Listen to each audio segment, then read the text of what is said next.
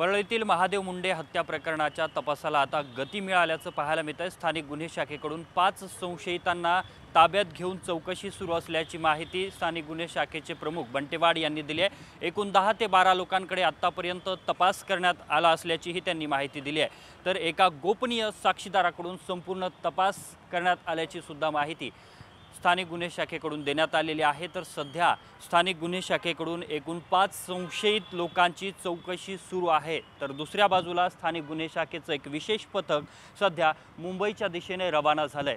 संशयित आरोपी गोट्या गीते याला ताब्यात घेण्यासाठी हे पथक रवाना झाल्याची सुद्धा माहिती स्थानिक गुन्हे शाखेकडून देण्यात आली आहे। मात्र आता जो संशयित आरोपी आहे गोट्या गीते त्याला अटक करण्यामध्ये कधीपर्यंत पोलिसांना यश येतं हे पाहणं महत्त्वाचं असणार आहे। मात्र जे 5 संशयित लोक आहेत ज्यांची सध्या चौकशी सुरू आहे त्यांचे सुद्धा नाव गोपनीय ठेवण्यात आलेत। कॅमेरामॅन विनोद हुमनाबादकर सह मी अशोक काळकुटे, TV9 मराठी, बीड।